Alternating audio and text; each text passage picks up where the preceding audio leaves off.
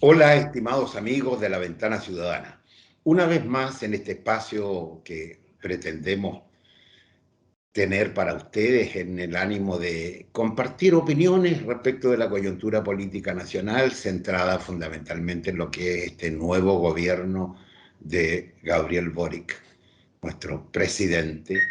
Y estamos ni más ni menos que con una voz autorizada, Marcos Moreno, para que nos comente qué hay en estos últimos tramos de la coyuntura política nacional respecto de nuestro gobierno, cómo ha venido influyendo, si positiva o negativamente, los eventos habidos en este espacio de la coyuntura. Marcos, buenos días, felicitaciones por tu tarea diaria ahí como un director de la Escuela de Gobierno de la Universidad Central, como catedrático, como analista político, que yo te sigo en otros eh, medios de comunicación, muy requerido usted, ¿no?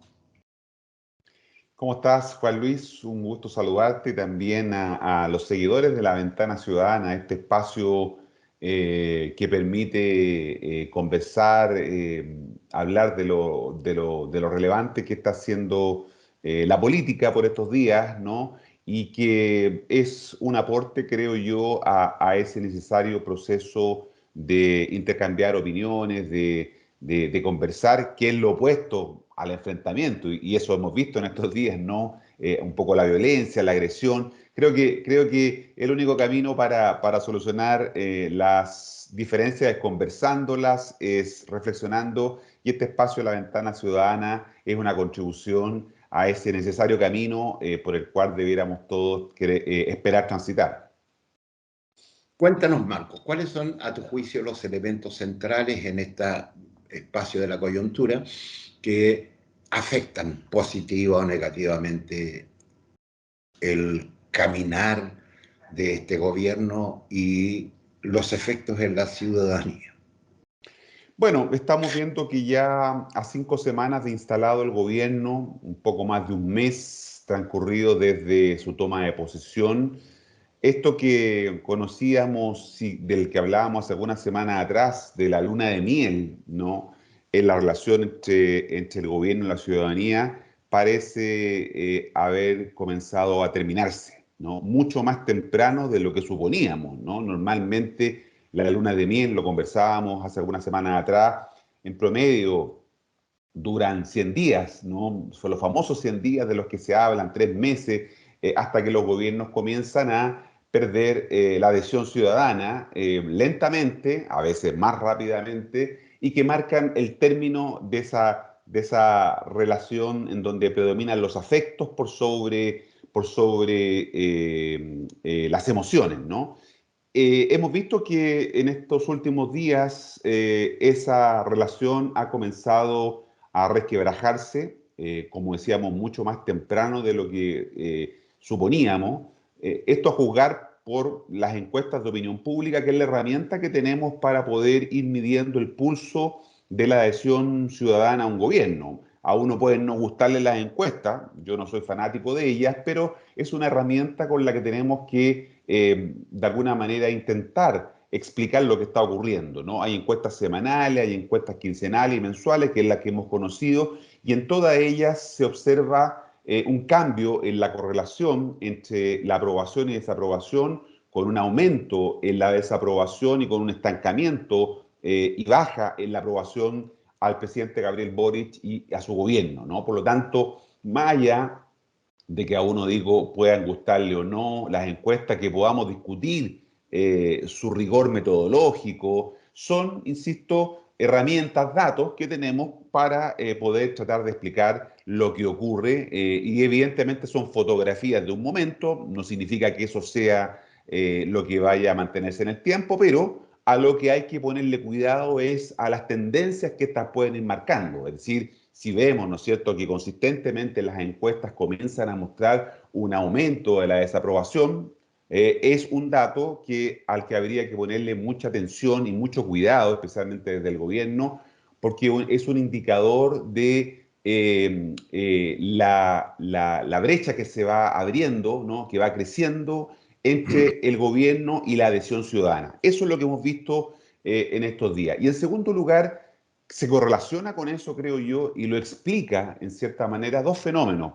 Por un lado, la falta que ha tenido el gobierno de control de la agenda, ¿no? Desde que asumió el 11 de marzo, son otros los actores que han puesto los temas. Cuando hablamos de control de la agenda, hablamos de que el gobierno logra instalar lo que son sus prioridades, lo que son sus apuestas, ¿no? Y por eso se dice que los gobiernos controlan la agenda cuando son capaces de poner sus temas y hacer conversar al resto respecto de esos temas. Bueno, el gobierno no ha podido hacerlo desde que tomó posesión de la moneda, y por eso digo que hay un problema de control de la agenda, porque son otros actores los que colocan los temas. Al principio, las primeras semanas, las dos primeras semanas fue la convención, ¿no? La que de alguna manera obligaba al gobierno con sus decisiones, tanto en las comisiones como en los plenos que comenzaron a concretarse a partir de los primeros días de marzo, obligaba al gobierno a tener que estarse pronunciando, hasta el día de hoy así ocurre también, sobre lo que se acuerda en la convención, y los ministros, las ministras del gabinete, el propio presidente, como ocurrió en Argentina, tienen que salir a pronunciarse respecto de cuestiones que están pasando en la convención, y por eso que la convención, ¿no? De alguna manera ha puesto los temas que han obligado al gobierno a tener que estar un poco en función de los temas que pone la convención. A eso le denominábamos, ¿te acuerdas, Juan Luis, hace algunas semanas atrás, el riesgo de la constitucionalización de la agenda? Es decir, que la agenda del gobierno estuviera contaminada en exceso por el proceso constituyente.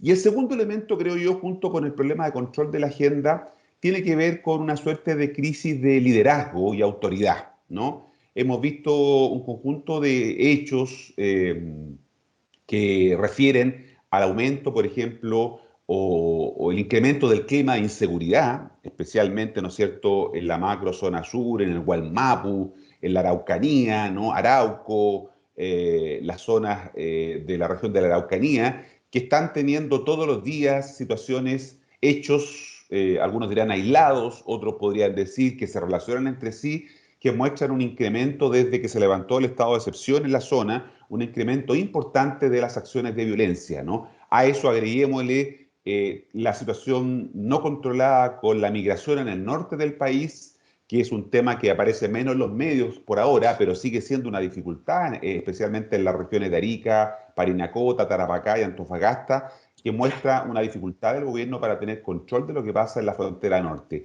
Y se agrega a estos dos elementos el aumento también en la percepción de inseguridad en los grandes centros urbanos, ¿no? El aumento de los actos delictuales, robos, asaltos, portonazos, vuelven a ocupar los medios de comunicación, las primeras planas, ¿no? Y hablan entonces de un clima de inseguridad que es muy complejo, las balaceras, en fin. Hemos visto mucho de eso en redes sociales, en los medios de comunicación, y por lo tanto se ve al gobierno que no ha podido instalar un liderazgo en este tema, ¿no? Por eso te hablaba de un problema de liderazgo y también de crisis de autoridad. El gobierno tuvo problemas con la tramitación en el Congreso, y este es un segundo actor que ha tomado el control de la agenda. El Congreso tuvo al gobierno 15 días, ¿no? De su primer mes, 15 días, la mitad de su primer mes de gobierno, centrado en la discusión del quinto retiro, y el gobierno se vio obligado a colocar sobre la mesa un proyecto de retiro alternativo acotado, ¿no?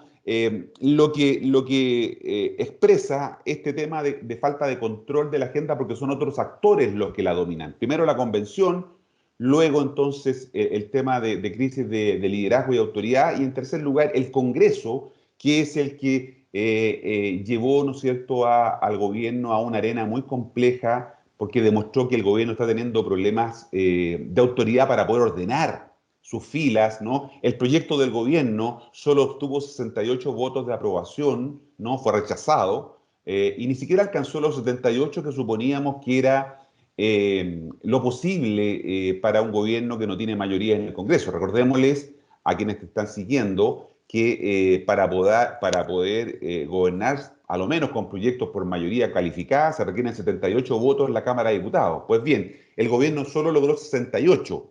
Y nosotros decíamos hace una semana atrás, mira, si sumamos los 37 votos que tiene Apruebo Dignidad, el Partido Comunista, el Frente Amplio y el Frente Regionalista Verde, más los otros 37 votos que son del PS, PPD, radicales, liberales y la democracia cristiana, llega el gobierno a 74. ¿No? Todavía le faltaban 4 votos. Pues bien, como decía antes, el lunes, cuando se rechazó el proyecto del Ejecutivo, ¿no es cierto?, solo alcanzó 68 votos, lo que habla de un problema de autoridad también para poder alinear a dos coaliciones que tienen un solo gobierno. Ahí hay una dificultad. Entonces, problema de control de la agenda, porque la agenda la colocan otros actores, la convención y el Congreso, y la crisis de liderazgo y autoridad son elementos que, en mi opinión, explican el desempeño que está teniendo Gabriel Boric y su gobierno en las encuestas, que señalan a todas luces,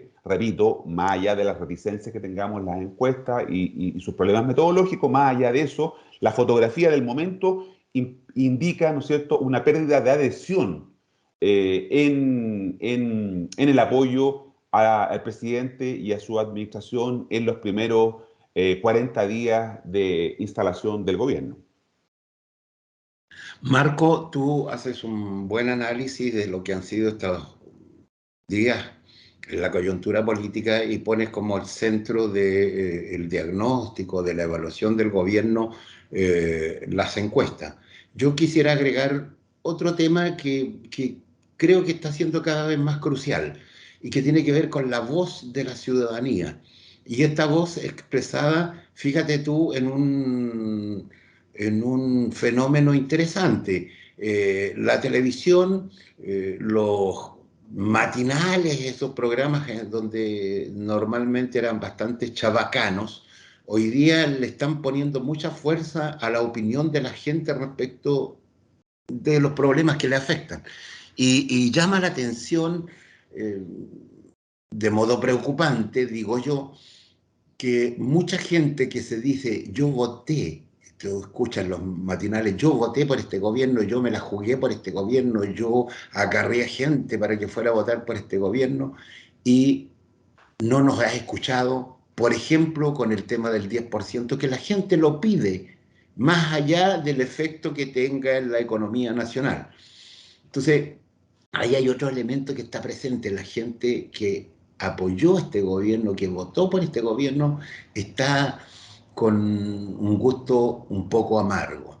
Ahora, dos preguntas, si tú pudieras, que me preocupan, o tres, respecto del tema del control de la economía y fundamentalmente de cómo en la economía se ve afectada por las alzas de precio y el impacto que ella tiene en el IPC. Y ¿por qué? Explícame que no he podido encontrar una respuesta. Cuanto la ciudadanía, el pueblo trabajador, tiene mejores condiciones para gastar en sus necesidades básicas, el tema de la economía sufre un impacto. Pero cuando el 10% o el 3% de los mayores riquezas de este país gastan en asuntos suntuarios, en lujo, en todo, no se afecta tanto la economía. ¿Cómo no va a haber otra forma de controlar la economía? ¿Cómo no va a haber otra forma, por ejemplo, echando mano al control de precios para que le pongamos atajo a esta situación? Tan frágil es la economía en el mundo y en este país que no se pueda controlar. Segundo, al interior de los actores políticos se ve la Constitución con su propio calendario que tiene que ir avanzando y que va a pegar, a influir en lo que el gobierno vaya haciendo. Pero también hay dos actores. Jadwe, dándole como tambor en fiesta al gobierno, y que yo no sé si representa una ala del Partido Comunista, un espacio del Partido Comunista, o es una opinión puramente propia. Si fuera así, el PC ya lo hubiese llamado a terreno y lo habría hecho callar. Y dos, veo un invitado a esta fiesta del gobierno que, como el Partido Socialista, que cada vez se ve con una actitud más de, comillas, control de la agenda o de influir en la agenda. Porque si a mí me invitan a una casa, yo voy, pero no pongo la mesa ni pongo la decoración. Yo voy y me siento y si tengo algo que decir lo digo prudentemente y en privado. Pero hoy día veo que los intentos del Partido Socialista por controlar la agenda eh, se han expresado públicamente. Y el tema es entonces, como tú planteas, ¿quién lidera este equipo? ¿El Frente Amplio? ¿El presidente? ¿Su coalición? ¿O los invitados a compartir este gobierno? Sí, interesantes tres cuestiones que tú propones, ¿no? En la conversación. La primera era sobre este rol o esta percepción que estamos observando en la ciudadanía, un poco de hartazgo, ¿no? Un poco de molestia, de malestar, ya sea porque no avanzó el proyecto de los retiros de los fondos de pensiones por las razones que todos conocemos, ¿no? Por el efecto que eso puede tener en la economía, en fin, ¿no? Pero comienza a percibirse este malestar en la ciudadanía de decepción, ¿no? Eh, Tú decías, una cosa, claro, es la opinión pública encuestada, es la gente que entrevistan en las encuestas, ¿no? Y cuyos resultados conocemos y nos obligan a hablar sobre las encuestas, esa es la opinión pública encuestada, pero hay otra opinión pública, ¿no? Que es la que aparece en los matinales, que es la que uno ve en las conversaciones cotidianas, en sus círculos con los que se mueve, donde trabaja, la familia, ¿no? Los amigos, que comienzan a mostrar un signo de preocupación respecto de la marcha del gobierno. Eso se ha expresado en las dificultades, en algunos hechos que lo habíamos visto particularmente en el gobierno de Piñera, pero no en un gobierno progresista o de izquierda como el de Boric.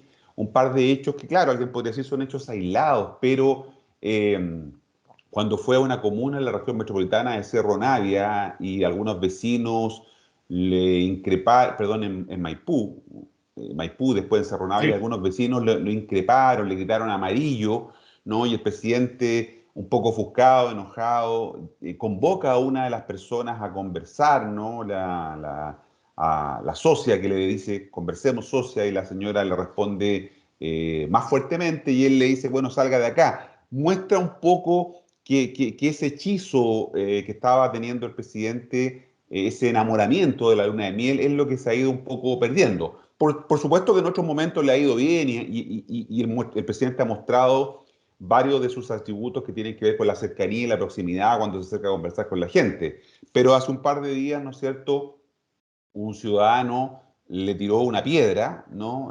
Cosa que evidentemente no es tolerable en una democracia. Más allá de que uno pueda gustarle o no un presidente de la República, recordemos que es la principal autoridad del Estado, o sea, es la presidencia de la República la que está siendo objeto de una agresión, ¿no? Y refuerza un poco esta idea entonces de cierto malestar que se comienza a instalar en la ciudadanía, que Perdón, ojalá el gobierno. Perdón, Marco, y lo grave de esto es que se empiezan a mostrar sesgos de falta de respeto a la autoridad, a la primera autoridad del país. Y eso es complicado. Claro, claro, claro, porque comienza a degradar esa autoridad. Y como tú dices, por otro lado, los medios de comunicación, la televisión, las radios, a través de estas consultas espontáneas a la gente, confirman un poco eso. No es el clima generalizado, pero estas cosas comienzan de a poco, ¿no? Comienzan, ¿no es cierto?, a subir los niveles de temperatura y la cocina se comienza a calentar y llenar, ¿no es cierto?, de mucho calor y eso a veces sabemos cómo termina. Entonces, hay un tema ahí con este cambio en la percepción ciudadana respecto del presidente y su gobierno, que no solo, como tú dices muy bien, registra las encuestas, sino que también recoge de alguna manera los ciudadanos con los que uno interactúa, conversa, que a lo menos tienen dudas, ¿no? A lo menos tienen dudas de que esto puede avanzar bien y eso no es un buen dato. Lo segundo que tú decías es cómo conversa este clima con una situación económica que comienza a verse más seriamente complicada, ¿no? Estamos en otoño, vamos a empezar luego el invierno. No es un buen momento para que las expectativas económicas mejoren, ¿no? Por el contrario, el invierno tiende a hacer caer las expectativas porque, bueno, el clima, el frío, la lluvia, ojalá que tengamos lluvia en algunas regiones del país, los precios, ¿no es cierto?, que han tenido un aumento muy significativo, uno comienza a sospechar qué es lo que está ocurriendo ahí, el aceite, el arroz, en fin, todo lo que sube de manera bien inexplicable. Es cierto que tenemos un incremento inflacionario importante, estamos llegando a inflación de 2 dígitos. Recuerda tú que en Chile nos habíamos acostumbrado a vivir con inflación de 1 dígito, ¿no? 3, 5 había sido el máximo que habíamos obtenido. Cuando Chile recuperó la democracia el año 1990, el gobierno tuvo que partir con una inflación que bordeaba los 25 puntos, el 25%, y costó cerca de 30 años bajar esa inflación a los niveles que conocimos en algún momento. Tu generación, mi generación, vivimos con inflación, supimos de eso, lo que significaba y cómo eso afectaba los precios. Las generaciones más jóvenes, los menores de 30 años, nunca han vivido con inflación, ¿no? La están empezando a experimentar ahora y ese es un factor psicológico que no habíamos estudiado adecuadamente, cómo está afectando la inflación sobre las actitudes, las decisiones de personas que no conocían este fenómeno. Repito, hay toda una generación, los menores de 30 años, que nunca habían experimentado este fenómeno de la inflación. Y ahí entonces uno comienza a sintonizarlo con lo otro que tú planteabas. Bueno, pero ¿qué se puede hacer frente a esto? Este descontrol de los precios, ¿no? Esta idea de que el mercado va a regularlos no parece no ser la solución definitivamente. Y por eso que el rol subsidiario del Estado, ¿no?, está tan en cuestionamiento, a tal punto que la Constitución, el proceso constituyente aprobó, ¿no es cierto?, definir el rol social del Estado, ¿no?, un garante de un Estado social de derecho, como un punto que va a deber atender a cambiar esta situación en que hoy día estamos entregados absolutamente a la suerte del mercado y en donde nadie puede intervenir porque el rol subsidiario del Estado, que está implícitamente establecido en la Constitución del 80,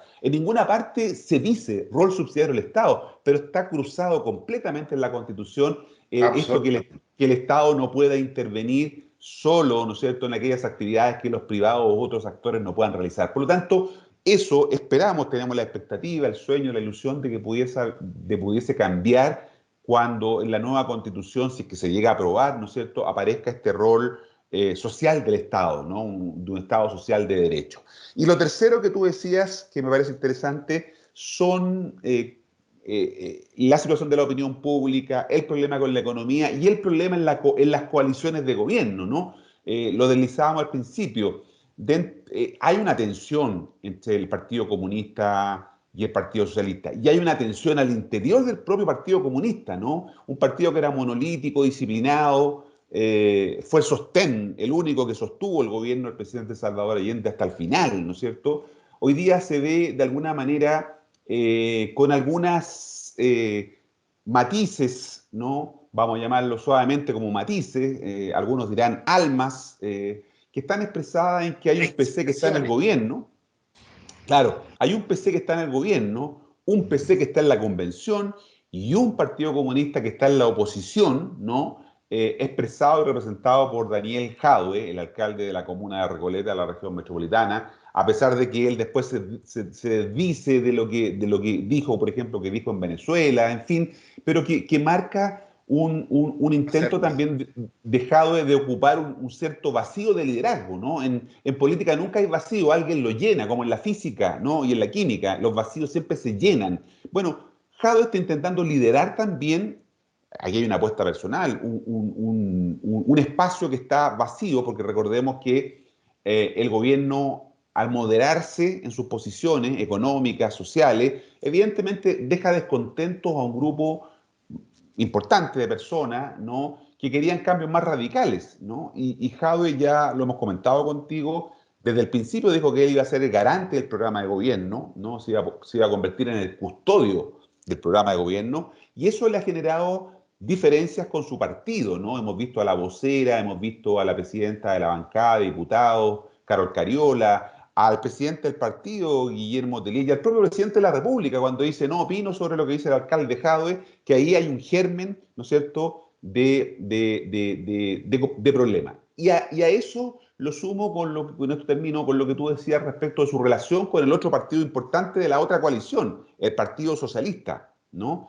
Que hasta el momento ha comenzado, especialmente en los últimos días, a tener una posición crítica. Esa tensión se ha agudizado en la convención, ¿no? En la diferencia entre los convencionales del colectivo socialista y de izquierda más radical, donde está el Partido Comunista, los movimientos sociales, los ambientalistas, en fin, ¿no? Al punto que el día miércoles fueron acusados de traidores, ¿no es cierto? Fueron objeto de una funa el colectivo socialista en la convención porque habían rechazado parte importante del informe de medio ambiente que volvió completamente, ¿no es cierto?, nuevamente a la comisión respectiva para su revisión. Entonces, hay un problema que está obligando a que el presidente Gabriel Boric se meta mucho más en este rol de ser el líder de la coalición, ¿no? Hasta ahora Boric había jugado a ser el jefe de Estado y jefe de gobierno, ¿no? Eso lo estaba desempeñando con mucha claridad y había dejado la conducción de sus dos coaliciones a los propios partidos y al ministro de la Presidencia, a la ministra del Interior y a la vocera, ¿no? En este modelo, lo comentábamos la otra vez, parecido a lo que intentó hacer Patricio Aylwin, ¿no? El año 1990. Aylwin enfrentó un cambio de ciclo de una dictadura a una democracia, y Aylwin se reservó para sí el rol de jefe de Estado y jefe del gobierno y delegó, de alguna manera, la relación con el Congreso, con los partidos, en un tridente de ministros, Kraus, Benninger y Correa, ¿no? Que jugaron muy bien a eso, pero con una coalición también mucho más ordenada. La coalición de gobierno que llegó a la moneda el año 1990 estaba conformada por 17 partidos. Ojo, 17 partidos, pero tenían mucho más incentivos para ordenarse, para disciplinarse y actuar de esa manera. Un incentivo muy poderoso porque era la posibilidad de una regresión autoritaria, ¿no? Probablemente mucha gente que no vivió en esa época, tú y yo sí vivimos en los 90, ¿no? La posibilidad de una regresión autoritaria existía, ¿no? El ejercicio del Lazo, el boinazo, ¿no? Los pinocheques, fueron demostración justamente de que la democracia no estaba totalmente garantizada. Entonces, el miedo, esto me lo dijo una vez a mí Enrique Correa en una entrevista que yo le hice para un trabajo académico, me lo dijo, el miedo era un poderoso ordenador, me dijo, ¿no? Y siempre se me quedó grabado eso, porque el miedo ordenó a la coalición en ese minuto. Hoy día, evidentemente, no hay ninguna posibilidad, hasta donde sabemos, de una regresión autoritaria, ¿no? Pero bueno, hay menos miedo y eso permite entonces un poco de libertad a los partidos de las dos coaliciones que hoy día están dándole soporte al gobierno del presidente Boric. O hay menos conciencia, digo yo, Marco, respecto de la regresión. No te olvides que este gobierno le ganó a un candidato que expresaba ni más ni menos que fascismo y que es el que hoy día sigue callado pero moviendo sus filas. Y por tanto, yo digo, no hay conciencia de lo que significa un fracaso de este gobierno. Y por eso es que la falta de conciencia atenúa el miedo que deberíamos tener. Porque de esta, si no salimos bien, quedamos muy mal parados para la próxima elección presidencial, con un ente fascista que está ahí a puerta. Ahora, yo te tocaba que al interior del gobierno, Marco, yo siento de que el PS está tomando, a mi juicio, demasiada fuerza. Ellos están reclamando un rol más protagónico y eso me complica en términos de quién va a dirigir para adelante este gobierno. No sé si tú lo observas. Sí, claro, por eso yo te decía que en el diagnóstico inicial que hacíamos que hay un problema de crisis de liderazgo y autoridad, ¿no? Tenemos al presidente de la República, pero ya decíamos, el presidente de la República se reservó para sí el rol de jefe de Estado y jefe de gobierno y había delegado, ¿no?, en sus ministros la relación con las coaliciones y con el Parlamento, ¿no? Había delegado en Jackson, en Vallejo y en Isquia Siches, como corresponde al equipo político, esa relación, pero eso no está resultando, ¿no? La prueba palpable es el fracaso del gobierno con su propio proyecto de retiro alternativo de los fondos de pensiones, ¿no? Que no alcanzó los 78 votos. Ojo a, a quienes te siguen, ¿no? Con este número 78, ¿no? Que es un número mágico, porque en el Congreso, en la Cámara de Diputados y Diputados, para aprobar proyectos por mayoría simple, con ese quórum, se requieren 78, ¿no? Si no hay 78 votos de diputadas y diputados, ningún proyecto va a poder llevarse adelante, como pasó con el proyecto del gobierno que consiguió 68, le faltaron 10 votos, ¿no? Entonces, ojo con ese número porque eso está dando cuenta entonces probablemente, y aquí lo relaciono con lo que tú decías, con un intento del gobierno de buscar una mayor cercanía con las fuerzas más moderadas. El gobierno tiene que de alguna manera construir mayorías y para eso necesita el apoyo de las otras fuerzas. El gobierno, es decir, el Partido Comunista, el Frente Amplio y el Frente Regionalista Verde solo tiene 37 diputados y diputadas en una Cámara de Diputados de 155. 37. Requiere entonces de un número más allá del doble de eso para 45. poder, claro, para poder llevar a 45, para poder llevar adelante sus iniciativas. No le alcanza con el PS, PPD, radicales, liberales y la democracia cristiana que tiene 8 diputados y diputadas que no sabemos cómo van a votar, ¿no? Lo estamos sumando linealmente, pero mecánicamente, pero no sabemos si van a estar siempre con el gobierno. De hecho, en el proyecto votado en la Cámara de Diputados no apoyaron, 5 de ellos no apoyaron el proyecto del gobierno, 3 lo hicieron y 5 no lo hicieron, ¿no? Pero está el Partido de la Gente, ¿no? Con el cual el gobierno ha tenido poca o casi nada de relación, ¿no? Y están otros diputados, diputadas independientes, por ejemplo, en la bancada del PPD, ¿no? El diputado Araya, el diputado Carlos Bianchi, ex senador, ahora nuevamente representando a Magallanes en la Cámara de Diputados, que están siendo de alguna manera no atendidos adecuadamente, ¿no? Y eso, muchos explican, tiene que ver con el estilo del ministro de la Presidencia Jackson, ¿no? Giorgio Jackson, que no está haciendo todo lo fluido que se requiere, ¿no? Hay una crítica no solo soterrada, sino que abierta de problemas de entendimiento con el ministro de la Presidencia. Uno de los candidatos a dirigir el Partido Socialista, al que tú te referías, ¿no? El diputado Alfonso de Urresti, es un crítico del ministro, ¿no? Incluso antes de asumir tuvo un control bien fuerte con el ministro Jackson, ¿no? A los gritos en el Congreso entre el senador Durresti y el propio Jackson. Durresti es uno de los posibles más fuertes candidatos a presidir el Partido Socialista en la elección interna que tienen ahora en el mes de mayo, ¿no? Junto con otro que es el senador por la región de los lagos, que también es un Fidel Espinosa. Espinosa, que también es un crítico del gobierno. O sea, cualquiera de los dos que gane, que va a ser el presidente del Partido Socialista, va a ser crítico del ministro Jackson, ¿no? O que no tiene una buena relación.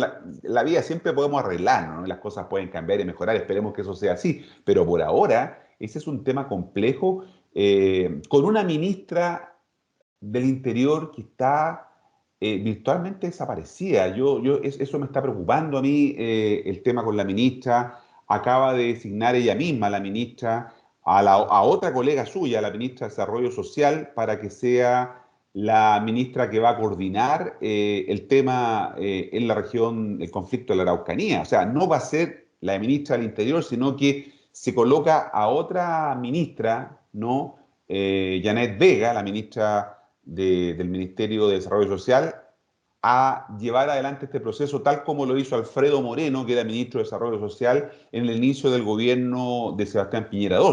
Entonces, tenemos una ministra del Interior que no se le vio en el Congreso el día de la discusión de los proyectos de retiro de los fondos de pensiones, debería haber estado ahí, porque ella es la jefa del gabinete, ¿no? Ella es la ministra, es una ministra política, sabemos que en el pirquineo de los votos es muy importante que la ministra con su subsecretario de Desarrollo Regional y Administrativo estén ahí para buscar algún entendimiento con los parlamentarios y eso no ocurrió. Entonces, ahí tenemos también una dificultad que no está totalmente resuelta acerca del rol de lo que está pasando con la ministra Isquia Siches.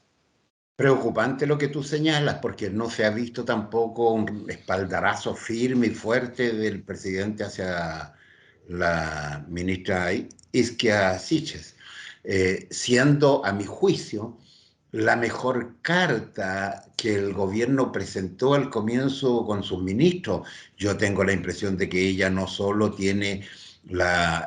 tenía el cariño de la gente que votó por el presidente, sino que además constituía un tipo de liderazgo que en estos tiempos le hace bien a la política.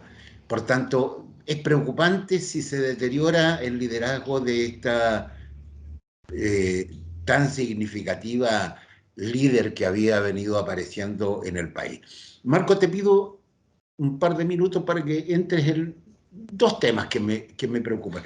Tengo la sensación de que la propuesta del gobierno, la propuesta económica del gobierno, para hacer frente al proyecto del 10%, tuvo como objetivo más bien paralizar al proyecto de 10% que a jugárselas efectivamente por esa propuesta.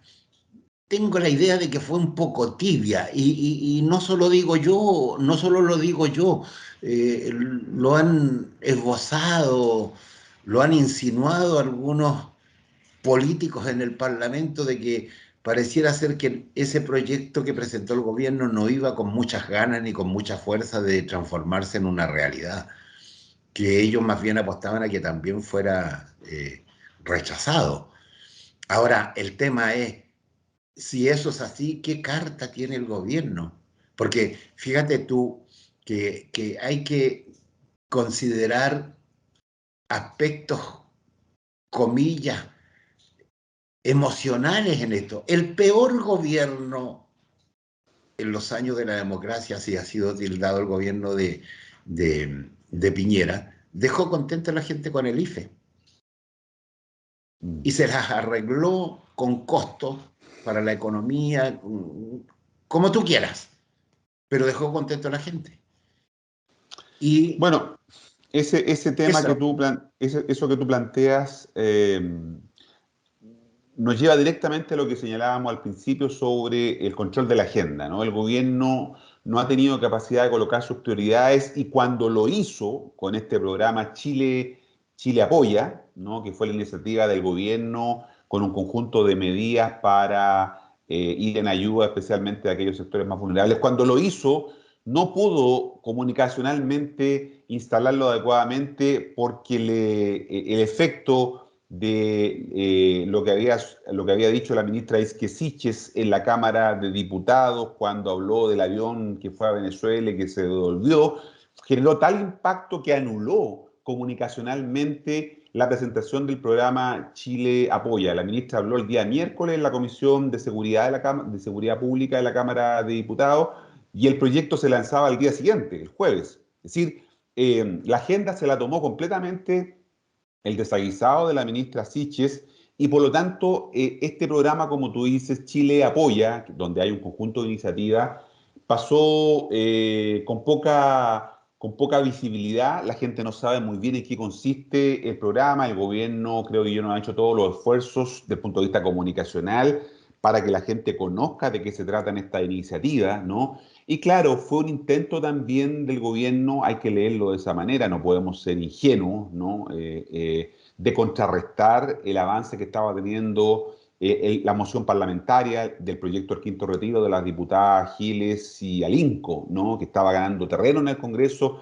El gobierno quiso contrarrestar colocando sobre la mesa su propia iniciativa, que era este proyecto Chile Apoya, pero que finalmente con el rechazo de los proyectos de quinto retiro, tanto el de los parlamentarios como el del gobierno, solo quedó sobre la mesa este programa no tiene mucha visibilidad, la gente muy bien no sabe cuál es la oferta que está contenida allí y que probablemente sea débil en relación a los problemas que tiene que enfrentar, ¿no? No son, probablemente son instrumentos insuficientes para la magnitud del problema que estamos teniendo. Y eso se relaciona con que el gobierno, entonces, para tomar el control de la agenda, porque no lo haya tenido, tomar el control de la agenda decide adelantar la discusión, ¿no? De tres iniciativas. Uno, el salario mínimo, ¿no? Que para llegar a 400.000 pesos, que vamos a ver cómo le va al gobierno, porque ya acuérdense del número 78, ¿no? Salario mínimo, porque claro, muchos parlamentarios pueden decir es que 400.000 pesos es muy insuficiente y por lo tanto vamos a rechazar el proyecto hasta que el gobierno no coloque un monto superior sobre la mesa. Se espera que al final del gobierno del presidente Boric, esa es su promesa, el salario mínimo llegue a 500.000 pesos, pero al final del gobierno, o sea, en el año 4, ¿no? El 2025, se llegue a los Donde la 500.000 inflación pesos. nos puede haber Bueno, comido. es que ese es el punto, y por eso te digo hay que tener cuidado porque el gobierno entonces va a darle tramitación a este proyecto, lo puso en el primer lugar de sus prioridades, luego está el proyecto, lo que llaman hoy día el pacto fiscal, que es una reforma tributaria, ¿no? Lo que pasa es que el gobierno dice que lo que va a buscar son consensos previos, ¿no? Con todos los actores, trabajadores, empresarios, y se va a dar un tiempo, un mes para hacer estos encuentros sociales, ¿no? Que permitan darle piso en términos de consenso y acuerdo a esto que el gobierno ha llamado el pacto fiscal, que no es otra cosa que una reforma tributaria. Y lo tercero, el tercer proyecto, es la famosa reforma al sistema de pensiones, ¿no? Que está una discusión muy enredada, especialmente ahora que el gobierno, para conseguir los votos de la derecha y para que la derecha rechazara el proyecto de los parlamentarios Giles Alinco, ¿no? Puso sobre la mesa una reforma a la actual constitución para declarar inexpropiables los fondos que las chilenas y los chilenos tenemos en nuestras cuentas de ahorro personal. Pero, en paralelo, en la convención constitucional, ¿no? Los proyectos o las presentaciones de artículos que planteaban esto fueron rechazados, ¿no? En la etapa de las comisiones. Todavía no está nada resuelto, pero en las comisiones fueron rechazados esos artículos. Entonces, hay ahí un ruido raro, ¿no? Que podría llevar a los parlamentarios de derecha a pensar que no hay ninguna confianza en llegar a acuerdos con el gobierno y decidan entonces unirse a votar en bloque con parlamentarios que promueven, por ejemplo, un sexto retiro, que promueven, ¿no es cierto?, aumentar el salario mínimo ya a 500.000 pesos. Entonces, eso hace que, a pesar de que el gobierno va a intentar tomar el control de la agenda con estos tres proyectos, salario mínimo, pacto fiscal y reforma previsional, al no tener muy claro qué es lo que pasa con esos proyectos, tampoco entonces quede suficientemente bien el control de la agenda. Y a mí lo que más me preocupa de todo eso, Juan Luis, es lo que podríamos denominar el mientras tanto, ¿ya? El mientras tanto, decir, bueno, pero ¿qué hacer ahora hasta que esos proyectos no estén aprobados, ¿no? ¿Qué hacer ahora? ¿Qué es lo que ponemos sobre la mesa? Ahí está lo que tú decías, por ejemplo, del IFE, de la administración pasada. No, pero mientras tanto hay que gobernar, mientras tanto hay que resolver problemas, mientras Y tanto hay para que... gobernar tienes que tener a la gente tranquila Exactamente, entonces y a mí me confiando en tiene, algo. a mí me tiene preocupado no solo lo que pasa con esos proyectos, sino que también con esto que vamos a llamar el mientras tanto, ¿no? Que es muy importante, porque eso es lo que evalúa la gente, ¿no? La gente quiere resultados, para eso elige a un gobierno, para que le resuelvan los problemas. Y resultados es la palabra que encumbra o hunde a un gobierno, ¿no? Esa es la realidad. Y por eso que, de alguna manera, lo que está teniendo el gobierno ahora es problema con los resultados. Marco, lo que tú dices, el mientras tanto, para mantener un mientras tanto, tú tienes que mantener viva la esperanza de la ciudadanía que se volcó a votar por este gobierno. Tienes que tener la esperanza de que viene algo que les va a aliviar su calidad de vida. Y mientras Exacto. eso no esté, navegamos en aguas turbulentas, Claro, la porque turbulencia de la que hablaba de la tranquila, turbulencia de la que hablaba el presidente en el vuelo este que él decía que así es. despegaron y se encontraron con turbulencia se pueden mantener. Y esto es muy importante, esta reflexión que tú haces, porque, a ver, el estallido social del 19 de octubre, ¿no? Lo que buscaba era resolver problemas públicos, ¿no? Problemas que aquejaban a la ciudadanía. Esos problemas se resuelven con políticas públicas. Así es. No necesariamente se resuelve con una constitución. Por supuesto que la constitución puede ayudar. No estoy diciendo que a lo mejor esa era la única solución que había en ese minuto, pero la gente no estaba demandando necesariamente el tema de la constitución como prioritario, ¿no? Fue la élite política, fue la clase política la que puso sobre la mesa una asamblea constituyente para reformar todo eso. Pero de aquí a que esté la constitución funcionando plenamente, ¿no? Van a pasar 3, 4, 5 años, porque las normas que están establecidas en la Constitución hay que expresarlas en leyes, en decretos, que los va a ver el Congreso. Entonces, bueno, pero y ahí, mientras tanto, entonces, ¿qué hacemos? ¿No? ¿Cómo el gobierno mantiene su apoyo cuando lo que la gente quiere es que le resuelvan problemas, ¿no? Y para resolver problemas, repito, la herramienta que tienen los gobiernos para resolver los problemas se llaman políticas públicas, ¿no? Y esas son las políticas públicas que no estamos viendo con claridad en el gobierno, que estén hoy día pensadas, menos diseñadas y sin ninguna duda con pocas posibilidades de darle apoyo y legitimidad. Ojo que Daniel Jadwe hablaba del programa político de Boric no tenía viabilidad política, ¿no? En una de las últimas críticas que hizo que le Sí, generó una sí. tormenta de cuestionamiento por parte del gobierno. Bueno, ojo con ese tema, ¿no? Con el tema de la Ojo, viabilidad política de la reforma. ojo. Oye, tú has sido muy claro en el diagnóstico del panorama político coyuntural. Sin embargo, hay un telón de fondo en esto que tú señalas, que tiene que ver con todo lo que se pudiera hacer o las propuestas que pudieran hacer, tienen como telón de fondo la preocupación por la inflación. Tan feble es la economía, las ciencias económicas se quedan cortos, no tienen respuestas técnicas a este tema tan significativo que es, comillas, detener la inflación. Porque mira tú, ¿qué dicen tus colegas? ¿Qué dicen los analistas políticos? Dicen poco. ¿Cómo no va a haber una herramienta que permita neutralizar la inflación? Es O sea, decir, las mientras herramientas. no cambiemos el sistema, pareciera ser que seguiremos navegando con una nube negra que es la inflación que nos va a perseguir en nuestro futuro económico político de este país. Claro, que hoy día tiene carácter global, porque tus seguidores, que incluso los que están fuera de Chile, que ven este programa a través de Internet, en cualquier parte del mundo, coincidirán con nosotros en que la inflación no es un fenómeno solamente chileno, ¿no? Hoy día hay inflación en España, en Alemania, en Estados Unidos, Estados Unidos. hay un rebrote inflacionario en el mundo provocado por el efecto que genera la pospandemia, ¿no? Sobre la economía.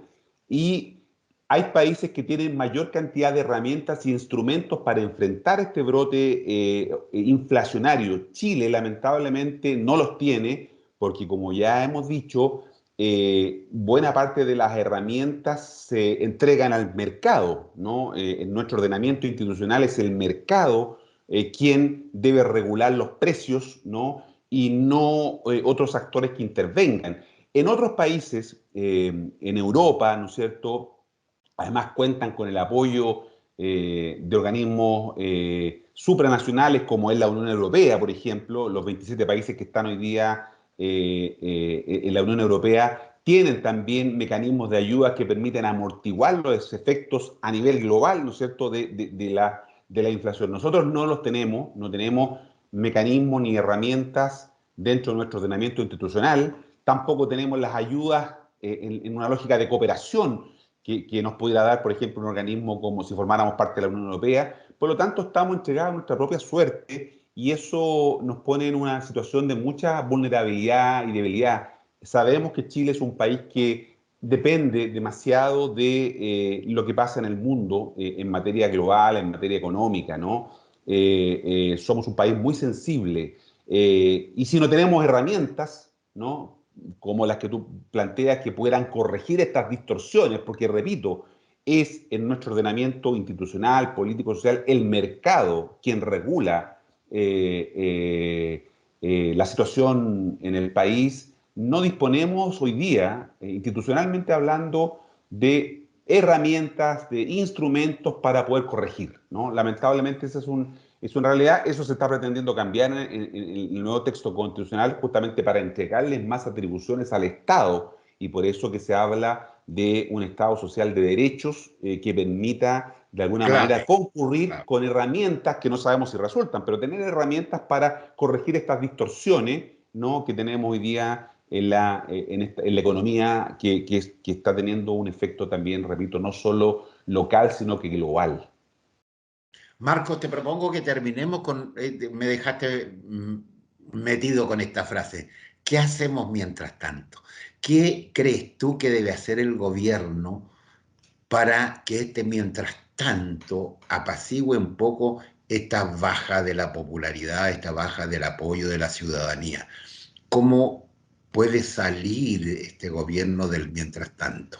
Te pido que con eso terminemos esta conversación que me encantaría seguirla. Quedan muchas cosas en el camino, como por ejemplo, solo lo insinuó para que lo toquemos en otra parte, esta falta de visión política que han tenido los gobiernos progresistas en general, de no entender que la correlación de fuerzas es vital y que para eso tienen que generarse políticas de acercamiento. Tú tocabas al paso esto del Partido de la Gente. Eso es una agrupación hoy día dispersa y que bien se podrían ganar unos votos allí, pero Claro, falta claro, eso, pero falta eso. prefiero, falta ahí una visión. Yo tengo la sensación, que lo hemos dicho tantas veces, el tema estratégico, el tema de diagnosticar qué pasa con la sociedad. Pero bueno, Marco, Bueno, pero ¿cómo lo hace este tú gobierno? tú has respondido tu pregunta porque, porque acabas de decir con mucha claridad lo que hay que hacer. Digamos, lo que hay que hacer es que el gobierno defina con mucha claridad lo que son sus problemas que quiere abordar, ¿no? Que frente a esos problemas, como por ejemplo la compleja situación que afecta a muchas familias, muchas chilenas y chilenos, resuelve instrumentos para poder hacerse cargo de ellos, instrumentos que son políticas públicas que a través de un trabajo prelegislativo consiga los apoyos para llevarlas adelante, pero que de alguna manera sean y tengan su sello propio, porque de lo contrario, el riesgo que hay, si solo nos dedicamos a esperar tener una reforma tributaria, tener una reforma previsional, es que al gobierno se le pasen los 4 años que le quedan de gestión, ¿no? Sumido en una crisis política muy severa, ¿no? Si apostamos solo a que la Constitución va a resolver los problemas, es bueno adelantar y decirlo que no va a ser así en el corto plazo, ¿no? Este gobierno es un gobierno de transición que probablemente no tenga la posibilidad de usar todas las herramientas que le da una nueva Carta Constitucional. Por lo tanto, el gobierno tiene que actuar con mucho sentido estratégico, esa fue la palabra que tú usaste, en definir prioridades, ¿no? Y abordarlas independientemente de lo que esté opinando la calle, en el sentido de las redes sociales, que sean críticos de lo que el gobierno hace, que busque estos acuerdos más amplios, como tú decías, incluso con otras fuerzas que están fuera de lo que hoy día son la coalición del gobierno. En fin, una tarea de sentido de la urgencia, diría yo, ¿no? Sentido de la urgencia, y que ese sentido de la urgencia permita establecer 4 o 5 prioridades definidas como problema, y que el gobierno busque darle una solución, ¿no? Independientemente de lo que pase con la convención, es un tema que no debiera meterse allí, dejar que eso fluya, empezar a gobernar de una vez por todas, ¿no? Hasta ahora yo veo un poco de parálisis en el gobierno, un poco de temor de tomar decisiones, y lo que necesitamos es que el gobierno tome decisiones, lo que necesitamos es que el gobierno enfrente esta complejidad, defina problemas y busque resolverlos. Marcos Moreno, gracias le damos a este director de la Escuela de Gobierno de la Universidad Central, importante voz en el análisis de la política de este país. Te damos las gracias. Yo, Marcos, si tú me permites, antes de darte la palabra para la despedida, quiero despedirme con un mensaje saliendo un poco del tema coyuntural y yendo al tema estratégico más allá del propio gobierno.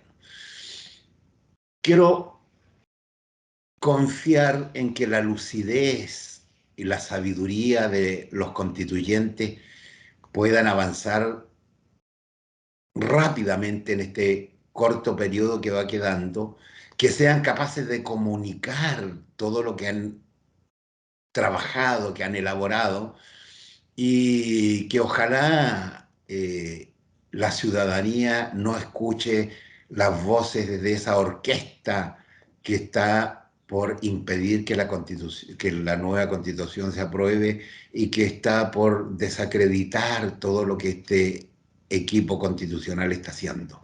Que la ciudadanía preste más oído al trabajo real de los constitucionalistas y no a la campaña del terror a la cual se han sumado no solo la derecha, sino que algunos que tienen interés en que nada cambie. Ese es mi mensaje para la ciudadanía a través de este espacio. Y te dejo, Marco, los micrófonos para que tú te despidas en esta jornada tan lúcida con tus elementos de análisis que nos has aportado. No, solo yo comparto lo que tú dices respecto del proceso constituyente. Estamos a muy pocas semanas de que ya tengamos un borrador de ese texto constitucional. Cuando tengamos ese borrador, sí podremos opinar, ¿no? De lo que está plasmado allí. Evidentemente, la convención tiene que hacer sus esfuerzos por construir más apoyo y legitimidad en la ciudadanía respecto a su trabajo. Algunos lo hacen, otros no tanto, porque con la funa que vimos el otro día, evidentemente eso no ayuda a la imagen de la convención y del proceso. Pero bueno, hay que ser optimista, porque la posibilidad de que muchas de las cosas que hoy día nos afligen y nos aquejan puedan empezar a ver un camino de soluciones, están también en ese nuevo entramado político institucional que podamos darnos, ¿no? Pero entendiendo que allí no se resuelve todo, ¿no? Porque, como decíamos, hay que hacerse cargo de los problemas ahora ya. Y para eso, y esa es la función de un gobierno. Entonces esperamos que el gobierno enmende el rumbo y se aboque definitivamente a gestionar problemas, ¿no? A enfrentar dificultades que sabemos que tienen toda la voluntad y disposición para hacerlo. Ahora falta que lo lleven a la práctica. Esperemos que en un próximo encuentro contigo y tus seguidores y seguidoras podamos hablar también de esas cosas que ha hecho bien la actual administración del presidente Gabriel Boric. Gracias, Marcos Moreno. Gracias a Rodolfo Kohler, que siempre está resolviendo los problemas técnicos de este espacio, por su trabajo permanente en la Ventana Ciudadana. Y nos vemos en un próximo análisis de la coyuntura con Marcos Moreno. Muchas gracias.